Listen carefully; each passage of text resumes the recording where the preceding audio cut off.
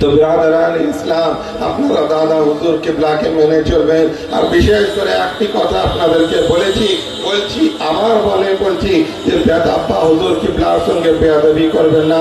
দাদা হুজুর আপনাদের সমস্ত বেয়াদবিকে মাফ করে দেবেন, কিন্তু আমি কসম খেয়ে বলছি, যদি আপনারা আব্বা হুজুর কিবলার সঙ্গে কেউ যদি বেয়াদবি করে বা হুজুর কিবলার প্রতি যদি কামা হাক্কাহু আদব না করে বা কামা হাক্কাহু ওনাকে না মানে বা হুজুর পাকের সাজ্জাদগির উপরে বা হুজুর পাকের খেলাফতির উপরে বা হুজুর পাকের জানিশিনের উপরে যদি সন্দেহ করে বা মানুষকে যদি বিভ্রান্ত করে, তার হুজুর পাকের কাছে দাদা হুজুরের কাছে তার কোনো ঠিকানা থাকবে না। কারণ দাদা হুজুর কিবলা হুজুর পাকে কত মহব্বত করতেন এ আপনারা যারা দেখেছেন আমার থেকে বেশি জানেন। হুজুর পাক বলে দিয়েছেন কত পীর ভাইদেরকে, जो जिलाल को छोड़ देगा कल कयामत के दिन हम छोड़ देंगे। যদি আপনি কিয়ামতের দিন দাদা হুজুর কিবলাকে পাইতে চান তাহলে আপনাকে সৈয়দ শাহ জিলাল মুর্শিদ আল কাদরি তামানকে ধরতেই হবে।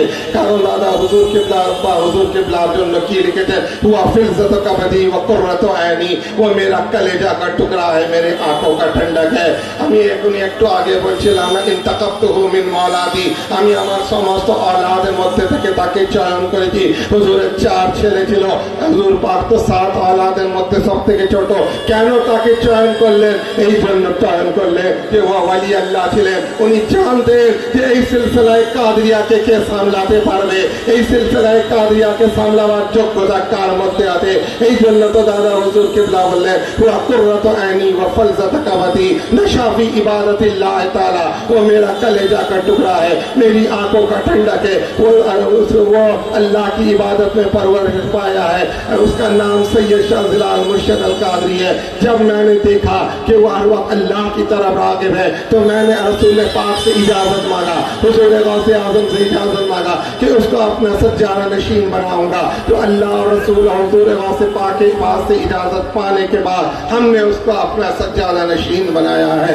কিছু কিন্তু দুনিয়া আছে না, দুনিয়ার মধ্যে ফিতনা তো থাকবেই, আপনি জানেন। আরে মৌলায়ে কায়নাতকে মানেনি, ইমামে হুসাইনকে মানেনি, রাসূলে খুদাকে স্বয়ং মানেনি, তো আমরা তো ওনার গোলাম আছি। কেউ যদি না মানে তার থেকে কিছু আসে যায় না।